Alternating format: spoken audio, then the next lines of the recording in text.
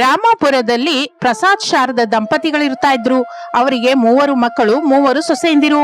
ದೊಡ್ಡ ಮಗ ರಮೇಶನ ಹೆಂಡತಿ ಅನಾಮಿಕಾ, 2ನೇ ಮಗ ಸುರೇಶನ ಹೆಂಡತಿ ಅವನಿ, 3ನೇ ಮಗ ಅರುಣನ ಹೆಂಡತಿ ಅಂಜಲಿ.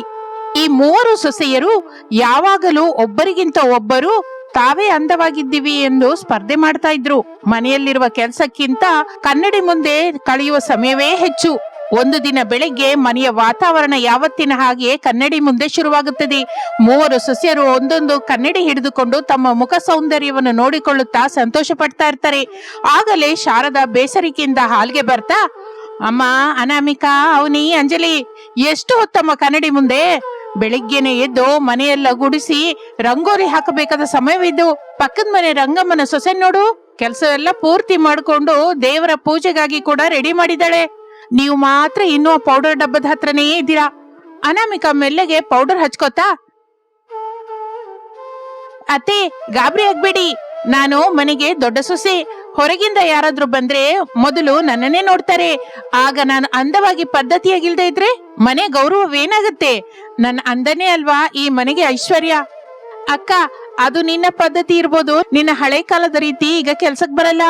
ನನ್ನ ಮಾಡರ್ನ್ ಲುಕ್ ಮುಂದೆ ನಿನ್ನ ಮೇಕಪ್ ಏನಕ್ಕೂ ಸರಿ ಹೋಗೋದಿಲ್ಲ. ಅತ್ತೆ ನೋಡಿದ್ರಾ, ನಾನು ನನ್ನ ಹುಬ್ಬುಗಳನ್ನ ಎಷ್ಟು ಚೆನ್ನಾಗಿ ತಿದ್ದಿದ್ದೀನಿ? ನಾನೇ ಈ ಮನೆಗೆ ನಿಜವಾದ ಗ್ಲಾಮರ್. ನಿಮ್ಮಿಬ್ಬರಿಗಿಂತ ವಯಸ್ಸಲ್ಲಿ ಚಿಕ್ಕವಳು ನಾನು. ನಿಜವಾದ ಮೆರುಗು ಚುರುಕುತನ ನನ್ನ ಹತ್ರನೇ ಇದೆ. ಅತ್ತೆ, ನನ್ನ ಚರ್ಮ ನೋಡಿ ಹೇಗೆ ಮಿಂಚ್ತಾ ಇದೆ. ನನ್ನ ಅಂದನೆ ಎಲ್ಲರನ್ನೂ ಆಕರ್ಷಿಸುತ್ತೆ. ನೀವಿಬ್ಬರು ನನ್ನ ಪಕ್ಕದಲ್ಲಿ ನಿಂತ್ಕೊಳಕ್ಕಾಗಲ್ಲ ಕೂಡ. ಶಾರದಾ, ಇವರ ಅಂದದ ಹುಚ್ಚು ಯಾವತ್ತಿಗೂ ಕಡಿಮೆ ಆಗೋದಿಲ್ಲ ಹೊರತು ನಾವು ಎಷ್ಟು ಹೇಳಿದ್ರು ಕೇಳೋದಿಲ್ಲ. ಈ ದಿನ ಊರಿನಲ್ಲಿ ರಥೋತ್ಸವ ಇದೆ ಅಲ್ಲ, ಜನ ತುಂಬಾ ಬರ್ತಾರೆ. ಅಡಿಗೆ ಬೇಗ ಶುರು ಮಾಡು ಅಂತ ಹೇಳು. ನೆಂಟ್ರು ಬಂದ್ರೆ ಮರ್ಯಾದೆ ಚೆನ್ನಾಗಿರಲ್ಲ. ಅದೇ ರೀ, ಭಯವಾಗ್ತಿದೆ ನನಗೆ. ಇವರುಗಳ ಅಡಿಗೆ ಮನೆ ಹೋಗೋ ಹೊತ್ತಿಗೆ ಸಾಯಂಕಾಲವಾಗುತ್ತೆ ಏನೋ. ಅರೇ ಸೊಸೆಂದ್ರೆ ಕೇಳ್ರಿ, ಈ ದಿನ ನಮ್ಮನೆ ಮುಂದೆ ಬಹಳ ಜನ ಪುಣ್ಯಕ್ಕೆ ಬಂದವರಿರ್ತಾರೆ. ಅವರಿಗೆ ಸಹಾಯ ಮಾಡೋದು ನಮ್ಮ ಧರ್ಮ. ಕೇವಲ ಮುಖಕ್ಕೆ ರಂಗು ಹಾಕೊಳ್ಳೋದಲ್ಲ, ಮನಸ್ಸಿಗೆ ಕೂಡ ಒಳ್ಳೆ ರಂಗಿರ್ಬೇಕು. ಹಾಗೆ ಅಂದುಕೊಳ್ಳುತ್ತಾ ಮಧ್ಯಾಹ್ನದ ಸಮಯವಾಗುತ್ತದೆ.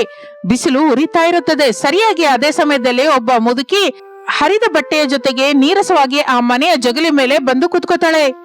ಆಕೆ ಹಸುವಿನಿಂದ ಒದ್ದಾಡಿ ಹೋಗ್ತಾ ಇರ್ತಾಳೆ. ಆ ಮುದುಕಿಯನ್ನು ನೋಡಿ ಶಾರದಂಗೆ ಮನಸ್ಸು ಕರಗುತ್ತದೆ. ಆಕೆ ತನ್ನ ಸೊಸೆಯರನ್ನು ಕರೆಸಿ ಒಂದು ವಿಚಿತ್ರವಾದ ಪರೀಕ್ಷೆ ಇಡಬೇಕು ಅನ್ಕೋತಾಳೆ. ಸೊಸೆ ಅಂದ್ರೆ, ಹೊರಗಡೆ ಒಬ್ಬ ಅವ್ವ ಹಸುವೆಯಿಂದ ಒದ್ದಾಡ್ತಾ ಇದ್ದಾಳೆ. ನೀವು 3 ಮಾಡಿದ ಅಡಿಗೆ ಸಿದ್ಧವಾಗಿದೆಯಲ್ಲ, ನಿಮ್ಮಲ್ಲಿ ಯಾರು ಆಕೆಗೆ ಎಷ್ಟು ಕೊಡ್ತಾರೋ ಹೇಗೆ ಕೊಡ್ತಾರೋ ನಾನು ಗಮನಿಸ್ತೀನಿ.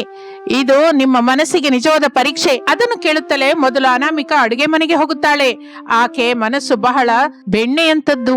ಅಡಿಗೆ ಮನೆಯಲ್ಲಿ ಬಿಸಿ ಬಿಸಿಯಾಗಿರುವ ಅನ್ನ, ತಾನು ಎಷ್ಟೋ ಇಷ್ಟಪಟ್ಟು ಮಾಡಿದ ಪಪ್ಪು ಉಪ್ಪಿನಕಾಯಿ ಸಿದ್ಧವಾಗಿರುತ್ತದೆ. ಪಾಪ ಆ ಅವ್ವ ಬಿಸಿಲಲ್ಲಿ ಬಹಳ ಸುಸ್ತಾದ ಹಾಗಿದೆ. ನಾನು ಸ್ವಲ್ಪ ಇಟ್ರೆ ಆಕೆಗೆ ಹಸುವೆ ತೀರೋದಿಲ್ಲ. ನನ್ನ ಪಾಲಿನ ಊಟ ಕೂಡ ಆಕೆಗೆ ಕೊಡ್ತೀನಿ.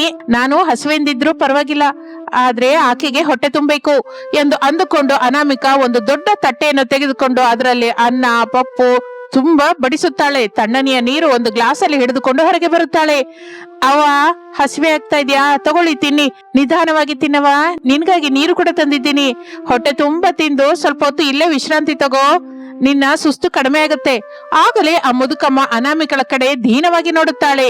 ಅನಾಮಿಕಾ ಅವನಿಗೆ ಕೈಯಿಂದ ತುತ್ತನ್ನು ಕಲಿಸಿ ತಿನ್ನಿಸುತ್ತಾ ಎಷ್ಟೋ ತೃಪ್ತಿಯಿಂದ ನೋಡುತ್ತಾಳೆ. ಅನಾಮಿಕಳ ಕಣ್ಣಿನಲ್ಲಿ ಸ್ವಾರ್ಥವಿಲ್ಲದ ಪ್ರೇಮ ಕಾಣಿಸುತ್ತದೆ. ಇನ್ನು ಆ ನಂತರ ಅವನಿಯ ಸರದಿ ಬರುತ್ತದೆ. ಅವನಿ ತನಗಾಗಿ ಹೊರಗಿಂದ ಪ್ರತ್ಯೇಕವಾಗಿ ಆರ್ಡರ್ ಕೊಟ್ಟ ಬಿರಿಯಾನಿಯನ್ನ ನೋಡ್ಕೋತಾಳೆ. ಈ ಬಿರಿಯಾನಿ ನಾನೇ ಎಷ್ಟು ಬೆಲೆ ಕೊಟ್ಟು ತಂದಿದ್ದೀನಿ. ಮುದುಕಿಗೆ ಎಲ್ಲ ಕೊಟ್ರೆ ನಾನೇನ್ ತಿನ್ಬೇಕು? ಇದು ತಿನ್ನುವ ರುಚಿ ಆಕೆಗೇನ್ ಗೊತ್ತಾಗುತ್ತೆ? ಸರಿ, ಅತ್ತೆ ಕೇಳಿದ್ದಾರಲ್ಲ, ಸ್ವಲ್ಪ ಹಾಕೋಣ ಎಂದು ಅಂದುಕೊಂಡು ಅವನಿ ಹೊರಗೆ ಬಂದು ಒಂದು ಚಿಕ್ಕ ಪ್ಲೇಟ್ ನಲ್ಲಿ ಸ್ವಲ್ಪ ಬಿರಿಯಾನಿ ಇಟ್ಟು ಮಿಕ್ಕದನ್ನು ತನ್ನ ರೂಮಿನೊಳಗೆ ಬಚ್ಚಿಟ್ಟುಕೊಳ್ಳುತ್ತಾಳೆ. ಅವ ತಗೊಳ್ಳಿ ತಿನ್ನಿ, ಇದು ಬಹಳ ಬೆಲೆಬಾಳದ ತಿಂಡಿ, ಸಿಟಿಯಿಂದ ತರಿಸಿದೀನಿ, ಜಾಗೃತಿಯಾಗಿ ತಿನ್ನು, ಕೆಳಗೆ ಬೀಳಿಸ್ಬೇಡ, ನಾನು ಇದಕ್ಕಿಂತ ಹೆಚ್ಚು ಕೊಡಲಾರೆ. ಇನ್ನು ಅಂಜಲಿಯ ಸರದಿ ಬರುತ್ತದೆ. ಅಂಜಲಿಗೆ ಸೋಮಾರಿತನ ಹೆಚ್ಚು. ಅಡಿಗೆ ಮಾಡೋದು ಅಂದ್ರೆ ಆಕೆಗೆ ಆಗೋದಿಲ್ಲ. ಏನೋ ಮಾಡ್ಬೇಕಲ್ಲ ಅಂತ ಅಡಿಗೆ ಮಾಡ್ತಾ ಇರ್ತಾಳೆ. ಅಬ್ಬಾ, ಈ ಬಿಸಿಲಿನಲ್ಲಿ ಹೊರಗೆ ಹೋಗ್ಬೇಕಾ? ನನ್ನ ಮೇಕಪ್ಪು ಬೆವರಿಗೆ ಹಾಳಾಗಲ್ವಾ? ಈ ಮುದುಕಿಗೆ ಏನೋ ಒಂದು ಕೊಟ್ಟು ಕಳಿಸ್ಬೇಕು. ಹಾಗೆ ಅಂದುಕೊಂಡು ಅಂಜಲಿ ಒಳಗಡೆಗೆ ಹೋಗಿ ಮಾಡಿದ ಅನ್ನವನ್ನು ಸರಿಯಾಗಿ ಕಲಸದೆ ಅರ್ಧ ಬೆಂದು ಬೇಯದ ಬೇಳೆಯ ಜೊತೆ ಕಲಿಸಿ ಅದು ಕೂಡ ಅರ್ಧವೇ ಹಾಕುತ್ತಾಳೆ. ಅವ ತಗೋ, ನನ್ನ ಹತ್ರ ಇಷ್ಟ ಇದೆ, ತಿಂದ್ರೆ ತಿನ್ನು, ಇಲ್ಲಾಂದ್ರೆ ಇಲ್ಲ. ನನ್ನ ಸಮಯ ವೃಥಾ ಮಾಡಬೇಡ. ನಾನು ಒಳಗಡೆಗೆ ಹೋಗಿ ಮೇಕಪ್ ಮಾಡ್ಕೋಬೇಕು. ಹಾಗೆ ಮೂವರು ಊಟ ಕೊಟ್ಟ ನಂತರ ಮುದುಕಿ ತೃಪ್ತಿಯಾಗಿ ಉಸಿರೆಳೆದುಕೊಳ್ಳುತ್ತಾಳೆ. ಒಂದೇ ಸಲ ಆ ಮನೆಯ ಮುಂದೆ ವಾತಾವರಣ ಬದಲಾಗಿ ಹೋಗುತ್ತದೆ. ಆಕಾಶದಿಂದ ಒಂದು ಅದ್ಭುತವಾದ ವಿಚಿತ್ರವಾದ ಕಾಂತಿ ನೆಲದ ಮೇಲೆ ಬರುತ್ತದೆ. ಆ ಮುದುಕಿ ಒಂದೇ ಸಲಕ್ಕೆ ಮಾಯವಾಗಿ ಹೋಗುತ್ತಾಳೆ. ಆಕೆಯ ಸ್ಥಾನದಲ್ಲಿ ಕಿರೀಟ ಧರಿಸಿದ ಒಬ್ಬ ಅಂದವಾದ ವನದೇವತೆ ಪ್ರತ್ಯಕ್ಷವಾಗುತ್ತಾಳೆ. ಮೂವರು ಸೊಸೆಯರು, ಅತ್ತೆ ಮಾವಂದಿರು ಆಶ್ಚರ್ಯ ಹೋಗಿ ನೋಡುತ್ತಾ ಇರುತ್ತಾರೆ. ಅನಾಮಿಕಾ, ಅವನಿ, ಅಂಜಲಿ, ನಾನು ನಿಮ್ಮ ಮನಸ್ಸನ್ನು ಪರೀಕ್ಷಿಸಲಿಕ್ಕೆ ಬಂದಿದ್ದೆ. ನಿಮ್ಮ ಮೂವರ ನಡವಳಿಕೆಯನ್ನ ನಾನು ಗಮನಿಸಿದ್ದೀನಿ. ಅನಾಮಿಕಾ ವನದೇವತೆಗೆ ನಮಸ್ಕರಿಸುತ್ತಾ, ಅಮ್ಮ, ನಮ್ಮನ್ನು ಕ್ಷಮಿಸಿ, ನೀವು ಹೀಗೆ ಬರ್ತೀರಿ ಅಂತ ನಾವು ಅಂದ್ಕೊಂಡಿರ್ಲಿಲ್ಲ. ಅನಾಮಿಕಾ, ನಿನ್ನ ತೃಪ್ತಿ, ನಿನ್ನ ನಿಸ್ವಾರ್ಥವಾದ ದಯೆ ನೋಡಿ ನಾನು ಎಷ್ಟೋ ಸಂತೋಷಿಸಿದ್ದೀನಿ. ನೀನು ನಿನ್ನ ಹಸಿವೆಯನ್ನು ಕೂಡ ಲೆಕ್ಕ ಮಾಡದೆ ಆ ಅವ್ವನ ಹಸಿವೆಯನ್ನು ತೀರಿಸಿದ್ದೀಯ. ಅದಕ್ಕೆ ನಿನಗೆ ಬಂಗಾರದ ಮಾಯಾ ಮೇಕಪ್ ಬಾಕ್ಸ್ ಕೊಡ್ತಾ ಇದ್ದೀನಿ. ಇದನ್ನ ನೀನು ಒಂದೇ ಸಲ ಉಪಯೋಗಿಸಿದರೆ ಯಾವತ್ತಿಗೂ ನಿತ್ಯ ಯೌವನದಿಂದ ಅದ್ಭುತವಾದ ತೇಜಸ್ಸಿನಿಂದ ಮಿಂಚುತ್ತಾ ಇರ್ತೀಯ. ನಿನ್ನ ಅಂದ ಯಾವತ್ತಿಗೂ ಬಾಡಿ ಹೋಗುವುದಿಲ್ಲ. ಹಾಗೆ ಎಂದು ವನದೇವತೆ ಅನಾಮಿಕಳ ಕೈಗೆ ಒಂದು ದಗದಗ ಮಿಂಚುವ ಬಂಗಾರದ ಪೆಟ್ಟಿಗೆಯನ್ನು ಕೊಡುತ್ತಾಳೆ. ಅನಾಮಿಕಳ ಕಣ್ಣುಗಳು ಮಿಂಚುತ್ತದೆ. ಅವನಿ, ನೀನು ಸಹಾಯ ಮಾಡಿದೆ, ಆದರೆ ನಿನ್ನ ಮನಸ್ಸಲ್ಲಿ ಸ್ವಾರ್ಥವಿದೆ. ಇದ್ದದ್ದೆಲ್ಲ ಕೊಡದೆ ಎತ್ತಿಟ್ಟುಕೊಂಡೆ. ಅದಕ್ಕೆ ನಿನಗೆ ಈ ಬೆಳ್ಳಿಯ ಮೇಕಪ್ ಬಾಕ್ಸ್ ಕೊಡ್ತಾ ಇದ್ದೀನಿ. ಇದು ನಿನಗೆ ಅಂದವನ್ನು ಕೊಡುತ್ತದೆ. ಆದ್ರೆ ನೀನು ಗರ್ವ ಪಟ್ಟಾಗೆಲ್ಲ ಆ ಅಂದ ಸ್ವಲ್ಪ ಕಡಿಮೆ ಆಗ್ತಾ ಇರುತ್ತೆ. ಅದನ್ನು ಕೇಳುತ್ತಲೇ ಅವನಿ ನಾಚಿಕೆಯಿಂದ ತಲೆ ತಗ್ಗಿಸಿಕೊಂಡು ಆ ಸಿಲ್ವರ್ ಬಾಕ್ಸ್ ತೆಗೆದುಕೊಳ್ಳುತ್ತಾಳೆ. ಅಂಜಲಿ, ನೀನೇನೋ ಮಾಡ್ಬೇಕು ಅಂತ ಮಾಡಿದ್ದೀಯಾ. ನೀನು ಇತರರ ಹಸಿವೆಗಿಂತ ನಿನ್ನ ಮೇಕಪ್ ಮೇಲೆ ನಿನಗೆ ಧ್ಯಾನ ಹೆಚ್ಚಾಗಿದೆ. ಅದಕ್ಕೆ ನಿನಗೆ ಈ ಬ್ರಾನ್ಸ್ ಮೇಕಪ್ ಬಾಕ್ಸ್ ಕೊಡ್ತಾ ಇದ್ದೀನಿ. ಇದರ ಜೊತೆ ನಿನಗೆ ಸಾಮಾನ್ಯವಾದ ಅಂದ ಬರುತ್ತೆ. ಹಾಗೆ ಹೇಳಿ ವನದೇವತೆ ಅಂತರ್ಧಾನವಾಗುತ್ತಾಳೆ. ಆ ಮೂರು ಪೆಟ್ಟಿಗೆಗಳು ಈಗ ಅವರ ಕೈಯಲ್ಲಿರುತ್ತದೆ. ಮನೆಯಲ್ಲಿ ಎಲ್ಲರೂ ನಿಶ್ಶಬ್ದವಾಗಿರುತ್ತಾರೆ. ರಮೇಶ್ ಅನಾಮಿಕಳನ್ನು ನೋಡುತ್ತಾ, ಅನಾಮಿಕಾ, ನಿನಗೆ ಬಂದ ಗೌರವ ನಿನ್ನ ಮನಸ್ಸಿಗೆ ಸಿಕ್ಕಿದೆ. ಆ ಬಂಗಾರದ ಪೆಟ್ಟಿಗೆ ನಿನ್ನ ಒಳ್ಳೆತನಕ್ಕೆ ಗುರುತು. ಏನು ರಮೇಶ್, ನಾನು ಕೇವಲ ಆ ಅವ್ವನ ಹಸಿವೆ ನೋಡಿದೆ. ಸಹಾಯ ಮಾಡುವುದರಲ್ಲಿರುವ ಆನಂದದ ಮುಂದೆ ಈ ಪೆಟ್ಟಿಗೆ ಚಿಕ್ಕದು. ಹಾಗನ್ನುತ್ತಾ ಅನಾಮಿಕಾ ತನ್ನ ಬಂಗಾರದ ಪೆಟ್ಟಿಗೆಯನ್ನು ಮೆಲ್ಲಗೆ ತೆಗೆಯುತ್ತಾಳೆ. ಅದರೊಳಗಿಂದ ಒಂದು ಅದ್ಭುತವಾದ ದಿವ್ಯ ಸುವಾಸನೆ ಮನೆಯೆಲ್ಲ ವ್ಯಾಪಿಸುತ್ತದೆ. ಆ ಪೆಟ್ಟಿಗೆಯಲ್ಲಿರುವ ಲೇಪನವನ್ನು ಸ್ವಲ್ಪ ಹಚ್ಚಿಕೊಳ್ಳುತ್ತಲೇ ಅನಾಮಿಕಾ ಮುಖ ಒಂದೇ ಸಲಕ್ಕೆ ದೇವಕನ್ಯೆ ಹಾಗೆ ಬದಲಾಗಿ ಹೋಗುತ್ತಾಳೆ. ಆ ಮೆರುಗು ನೋಡಿ ಅವನಿ, ಅಂಜಲಿ ಆಶ್ಚರ್ಯ ಹೋಗುತ್ತಾರೆ. ಅವನಿ ಸಿಲ್ವರ್ ಬಾಕ್ಸ್ ಕಡೆ ನೋಡುತ್ತಾ, ನನ್ ಪೆಟ್ಟಿಗೆ ಕೂಡ ಮಿಂಚುತ್ತಾ ಇದೆ. ಆದ್ರೆ ಅನಾಮಿಕಾ ಅಕ್ಕಳ ಮುಖದಲ್ಲಿರುವ ಆ ಪ್ರಶಾಂತತೆ, ಆ ತೇಜಸ್ಸು ನನ್ನಲ್ಲಿಲ್ಲ. ಸುರೇಶ್, ನಾನು ತಪ್ಪು ಮಾಡಿದೆ ಅಲ್ವಾ? ಹೌದು ಅವನಿ, ಸಹಾಯ ಮಾಡೋದ್ರಲ್ಲಿ ಕೂಡ ಲೆಕ್ಕ ನುಡಿದ್ಯಾ. ಇನ್ನು ಮೇಲಾದ್ರೂ ಆ ಬೆಳ್ಳಿ ಪೆಟ್ಟಿಗೆಯಿಂದ ಬರುವ ಅಂದವನ್ನು ನೋಡಿ ಗರ್ವ ಪಡದೆ ಒಳ್ಳೆ ಮನಸ್ಸಿನಿಂದ ಇರು. ಅಂಜಲಿ ಅರುಣ್ ಕಡೆ ನೋಡುತ್ತಾ, ನನ್ನ ಬ್ರಾಂಚ್ ಪೆಟ್ಟಿಗೆ ಏನು ಹೀಗಿದೆ ಅರುಣ್, ನನಗೆ ತುಂಬಾ ದುಃಖವೆನ್ಸುತ್ತೆ. ನಾನೇ ಎಲ್ಲರಿಗಿಂತ ಅಂದವಾಗಿರ್ಬೇಕು ಅಂದ್ಕೊಂಡೆ, ಆದರೆ ಈಗ ನಾನು ಎಲ್ಲರಿಗಿಂತ ಕಡಿಮೆ ಅಂದವಾಗಿ ಕಾಣಿಸ್ತಾ ಇದ್ದೀನಿ. ಅಂಜಲಿ, ಮನಸ್ಸು ಅಂದವಾಗಿದ್ದರೆ ಮುಖ ಅಂದವಾಗಿರುತ್ತೆ. ನೀನು ಅವನಿಗೆ ಅರ್ಧ ಅರ್ಧ ಅನ್ನ ಹಾಕಿದ್ಯಾ. ಅದಕ್ಕೆ ನಿನಗೆ ಬ್ರಾಂಚ್ ಬಾಕ್ಸ್ ಬಂದಿದೆ. ಇನ್ನು ಮೇಲಾದ್ರೂ ನಿನ್ನ ಸೋಮಾರಿತನನ ಬಿಡು. ಇನ್ನು ದಿನಾ ರಾತ್ರಿ ಮೂವರು ಸೊಸೆಯರು ಸೇರಿ ಕೂತ್ಕೊಂಡಿರ್ತಾರೆ. ಅವರ ಮಧ್ಯವಿರುವ ಹಳೆ ಜಗಳಗಳು, ಸಂಶಯಗಳು ನಿಧಾನವಾಗಿ ಕರಗಿ ಹೋಗುತ್ತವೆ. ತಂಗಿಯಂದ್ರೆ ಕೇಳಿ, ಈ ಮೇಕಪ್ ಬಾಕ್ಸ್ಗಳು ನಮ್ಮನ್ನ ಒಬ್ಬರಿಗಿಂತ ಒಬ್ಬರನ್ನು ದೊಡ್ಡದಾಗಿ ತೋರ್ಸೋದಕ್ಕೆ ಬಂದಿಲ್ಲ. ನಾವು ಎಲ್ಲರೂ ಸೇರಿ ಈ ಮನೆಯನ್ನು ಅಂದವಾಗಿ ಬದಲಾಯಿಸೋದಕ್ಕೆ ಬಂದಿದೆ. ನಮ್ಮ ಅಂದ ನಾವು ಮಾಡುವ ಕೆಲಸದಲ್ಲಿರುತ್ತೆ. ಅಕ್ಕ, ನಿನ್ ಮಾತು ನಿಜ. ಈ ಬಂಗಾರದ ಪೆಟ್ಟಿಗೆಯಲ್ಲಿರುವ ಆ ಅಂದದ ಹಿಂದೆ ನಿನ್ನ ತ್ಯಾಗವಿದೆ. ನಾನು ಕೂಡ ನನ್ನ ಬೆಳ್ಳಿ ಪೆಟ್ಟಿಗೆಯನ್ನು ಒಳ್ಳೆತನದಿಂದಲೇ ಉಪಯೋಗಿಸ್ತೀನಿ.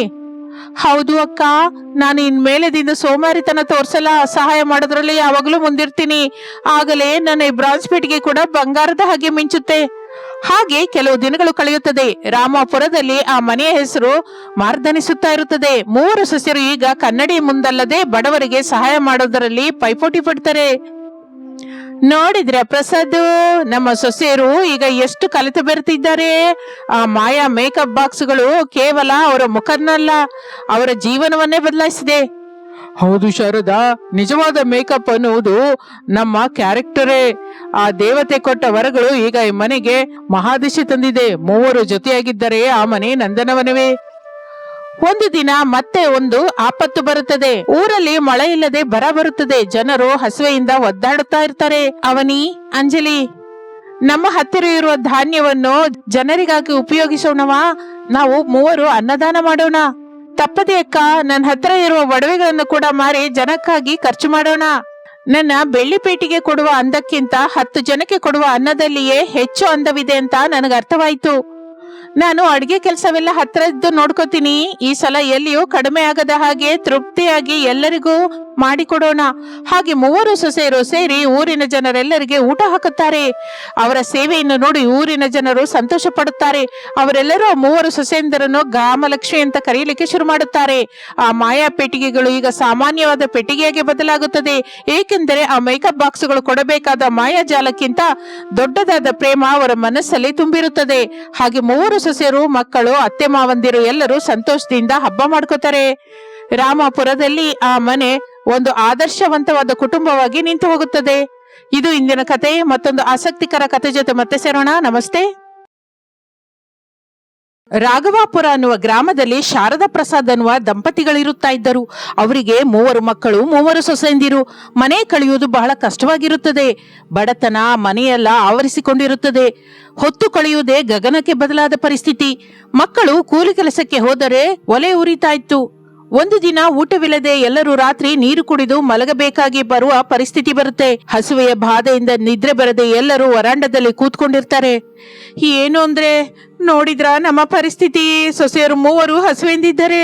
ಮಕ್ಕಳು ಸುಸ್ತಾಗಿ ಬಂದ್ರು, ಹಾಕೋದಕ್ಕೆ ತುತ್ತು ಅನ್ನ ಇಲ್ಲ. ಈ ದರಿದ್ರ ನಮ್ಮನ್ನು ಯಾವಾಗ ಬಿಡುತ್ತೋ ಏನೋ. ಏನ್ ಮಾಡುವಂತೆ ಶಾರದಾ, ನಾನು ವಯಸ್ಸಾಗಿ ಹೋಗಿದೆ, ಕಷ್ಟ ಮಾಡದೆ ಹೋಗ್ತಾ ಇದ್ದೀನಿ. ಮಕ್ಕಳು ದಿನವೆಲ್ಲ ರೆಕ್ಕೆ ಮುರಿದು ಬಂದ್ರು ಬರೋದು 3 ಹೊತ್ತಿಗೆ ಸಾಕಾಗಲ್ಲ. ಆ ದೇವರೇ ನಮ್ಮನ್ನ ಕರುಣಿಸ್ಬೇಕು. ಅಪ್ಪ, ಇನ್ನು ಎಷ್ಟು ಕಾಲ ಅಂತ ನಾವು ಹೀಗೆ ಬದುಕಬೇಕು? ಎಲ್ರು ಏನೋ ಒಂದು ವ್ಯಾಪಾರ ಮಾಡ್ತಾ ಇದ್ದಾರೆ, ಇಲ್ಲ ಅಂದ್ರೆ ವ್ಯವಸಾಯ ಮಾಡ್ತಾ ಇದ್ದಾರೆ. ನಾವು ಮಾತ್ರ ಇನ್ನು ಕೂಲಿಯಾಗಿ ಮಿಕ್ಕಿದ್ದೀವಿ. ಹೌದು ಅಣ್ಣಯ್ಯ, ಈ ದಿನ ನನಗೆ ಕೆಲಸ ಸಿಕ್ಕಿಲ್ಲ, ನಾಳೆ ಸಿಕ್ಕುತ್ತೋ ಇಲ್ವೋ ಗೊತ್ತಿಲ್ಲ. ಸೊಸೆಯರು 3 ಮನೆಯಲ್ಲಿ ಖಾಲಿಯಾಗಿರೋದೇನಕ್ಕೆ? ಏನಾದ್ರೂ ದಾರಿ ಹುಡುಕ್ಬೋದಲ್ಲ? ದಾರಿ ಹುಡ್ಕೋದೇನಣ್ಣಯ್ಯ, ಬಂಡವಾಳ ಹಾಕೋದಕ್ಕೆ ಕೈಯಲ್ಲಿ ಚಿಲ್ಲರೆ ಕಾಸಿಲ್ಲ, ಸಾಲ ಹುಟ್ಟುವ ದಾರಿ ಇಲ್ಲ, ಇನ್ನೇನ್ ಮಾಡ್ತೀವಿ? ಮಾವಯ್ಯ, ನಂದೊಂದು ಸಲಹೆ. ನಮ್ಮ ಮನೆ ಹಿಂದಿರುವ ಖಾಲಿ ಜಾಗದಲ್ಲಿ ಹಾಗೆ ಬೀಡು ಭೂಮಿಯಾಗಿ ಇದ್ದಿದೆ ಅಲ್ವಾ, ಅದರಲ್ಲಿ ನಾವು ತರಕಾರಿ ಬೆಳೆದ್ರೆ ಹೇಗಿರುತ್ತೆ? ಈಗ ಚಳಿಗಾಲ ಬರ್ತಾ ಇದೆ, ಕಾಲಿಫ್ಲವರ್ ಬೆಳೆ ಹಾಕಿದ್ರೆ ಒಳ್ಳೆ ಲಾಭ ಬರುತ್ತೆ ಅಂತ ನಾನು ಕೇಳಿದ್ದೀನಿ. ಓಹೋ, ಅಕ್ಕನ ಸಲಹೆ ಚೆನ್ನಾಗೇ ಇದೆ. ಆದ್ರೆ ಆ ಭೂಮಿನ ಚೆನ್ನಾಗಿ ಮಾಡೋದು ಯಾರು? ಬಂಡವಾಳ ಯಾರು ಹಾಕ್ತಾರೆ? ಆದ್ರೂ ಎಲ್ರು ಸೇರಿ ಮಾಡಿದ್ರೆ ಲಾಭ ಬಂದ ಮೇಲೆ ಯಾರಿಗೆ ಎಷ್ಟು ಅಂತ ಹಂಚ್ಕೋತೀವಿ. ನನಗೆ ಮಾತ್ರ ನನ್ನ ಭಾಗ ಸರಿಯಾಗಿ ಬರ್ಬೇಕು. ಹೌದು, ನಾನು ಕೂಡ ಕಷ್ಟಪಡ್ತೀನಿ.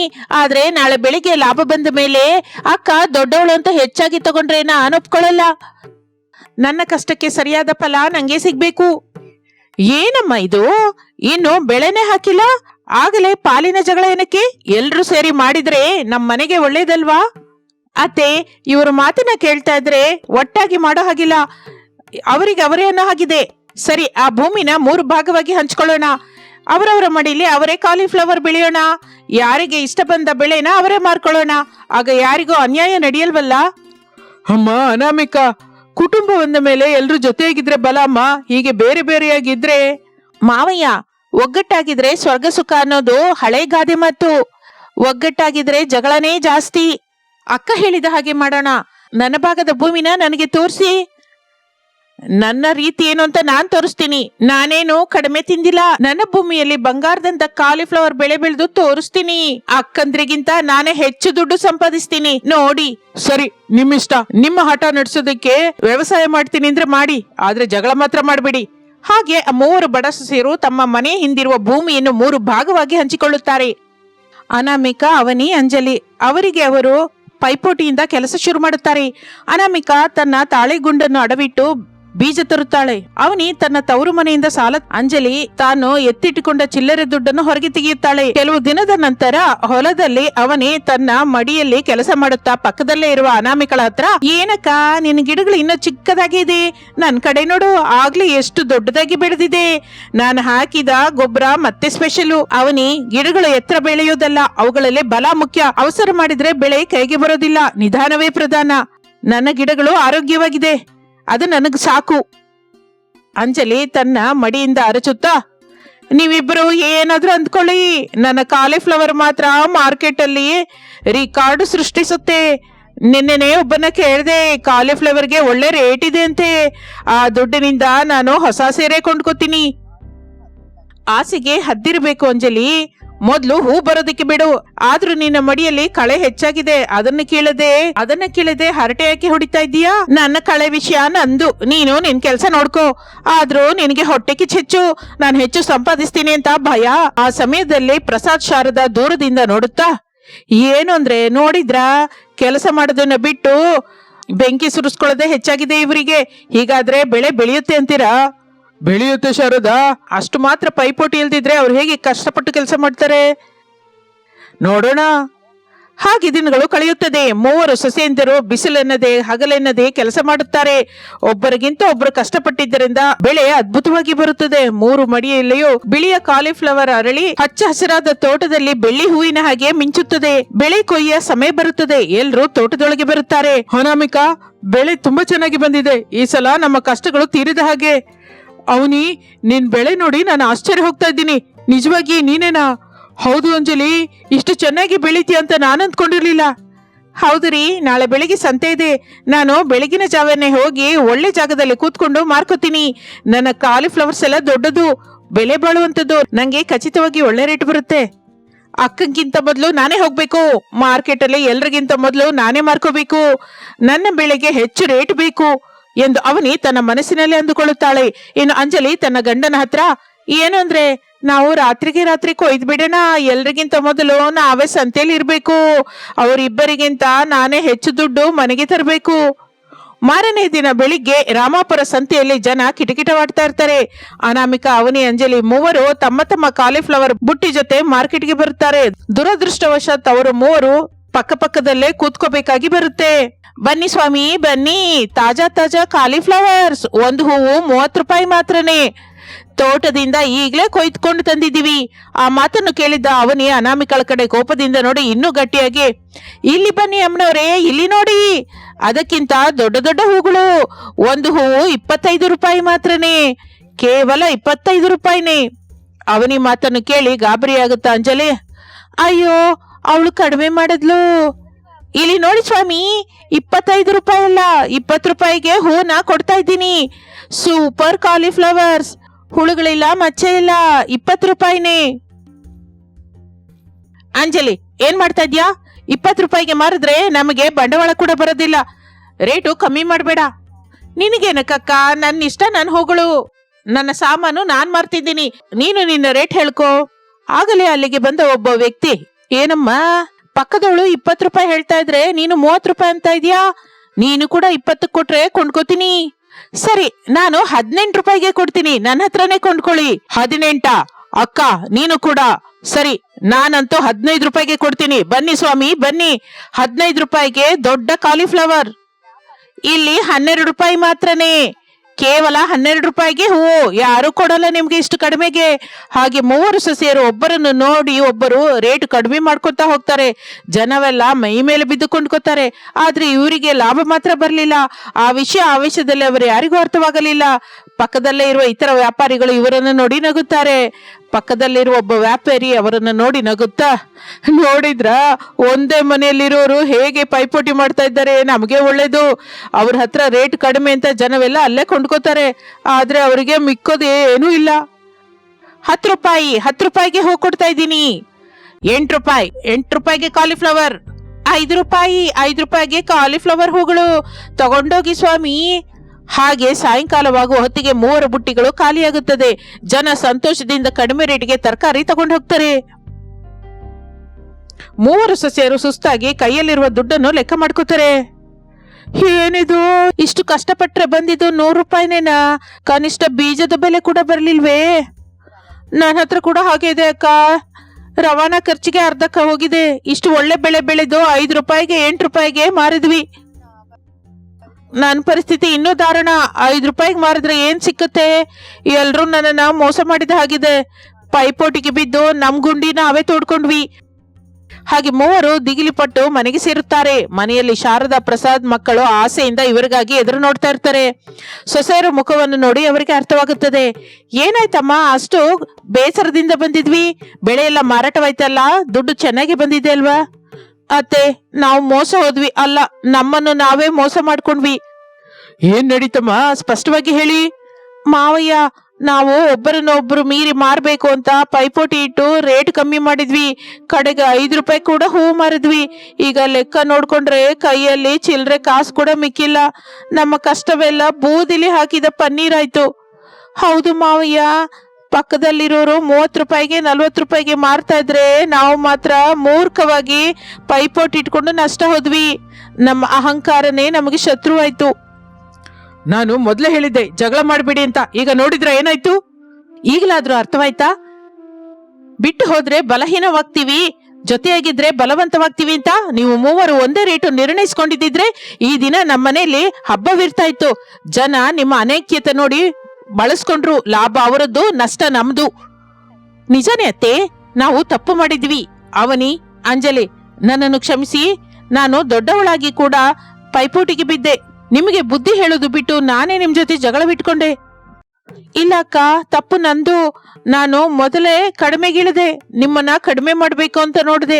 ಆದ್ರೆ ಈಗ ಅರ್ಥವಾಯ್ತು, ನಾನು ಕಡಿಮೆ ಮಾಡಿದ್ರೆ ನಾನು ಗೆಲ್ಲೋದಿಲ್ಲ, ನಮ್ಮ ಕುಟುಂಬ ಸೋತ್ ಹೋಗುತ್ತೆ ಅಂತ. ಅಕ್ಕ, ನಂಗೆ ಬುದ್ಧಿ ಬಂತು. ನಾವೆಲ್ಲರೂ ಒಂದೇ ಕುಟುಂಬ. ನಮ್ಮಲ್ಲಿ ನಮಗೆ ಪೈಪೋಟಿ ಏನಕ್ಕೆ? ಇನ್ಮೇಲೆ ನಾವೆಲ್ಲ ಜೊತೆಯಾಗಿ ಇರೋಣ. ಸರಿ ಅಮ್ಮ, ನಡೆದಿದ್ದೇನೋ ನಡೆದೋಯ್ತು. ಇನ್ನು ಹೊಲದಲ್ಲಿ ಅರ್ಧ ಬೆಳೆ ಇದೆಯಲ್ಲ, ಇನ್ನು ನಾಳೆ ಸಂತೆ ಇದೆ. ಈ ಸಲವಾದ್ರೂ ಚೆನ್ನಾಗಿ ನಡ್ಕೊಳ್ಳಿ. ಖಚಿತವಾಗಿ ಮಾವಯ್ಯ, ಈ ಸಲ ನಾವು ಮೂವರು ಬೇರೆ ಬೇರೆ ಅಲ್ಲ, ಒಂದೇ ಜೊತೆ. ನಾಳೆ ನೋಡಿ ಏನ್ ನಡೆಯುತ್ತೋ. ಇನ್ನು ಆ ರಾತ್ರಿ ಮೂವರು ಸೊಸೆಯರು ಸೇರಿ ಮಾತನಾಡಿಕೊಳ್ಳುತ್ತಾರೆ. ಒಂದು ಪ್ರಣಾಳಿಕೆ ಹಾಕಿಕೊಳ್ಳುತ್ತಾರೆ. ಮಾರನೇ ದಿನ ಬೆಳಿಗ್ಗೆ ಮಿಕ್ಕ ಬೆಳೆಯನ್ನು ಕೊಯ್ದು ಮತ್ತೆ ಸಂತೆಗೆ ಹೋಗುತ್ತಾರೆ. ಈ ಸಲ ಮೂವರು ಪಕ್ಕ ಪಕ್ಕ ಕೂತ್ಕೋತಾರೆ. ಆದ್ರೆ ಪೈಪೋಟಿ ಪಟ್ಟಿಲ್ಲ. ಬನ್ನಿ ಸ್ವಾಮಿ, ಬನ್ನಿ. ಬೆಲೆ ಬಾಳುವ ಕಾಲಿಫ್ಲವರ್ ಹೂವು ರೇಟು 40 ರೂಪಾಯಿ ಮಾತ್ರನೇ. ಹೌದು ಸ್ವಾಮಿ, ಇಲ್ಲಿ 40 ರೂಪಾಯಿನೇ. ಎಲ್ಲಿ ಕೊಂಡ್ರು ಇದೇ ರೇಟು. ನನ್ನ ಹತ್ರ ತಗೊಂಡ್ರು 40 ರೂಪಾಯಿ, ಅಕ್ಕನ ಹತ್ರ ತಗೊಂಡ್ರು 40 ರೂಪಾಯಿ. ನಮ್ಮ ಸರಕು ಗ್ಯಾರಂಟಿ, ಕಡಿಮೆ ಆಗೋದಿಲ್ಲ.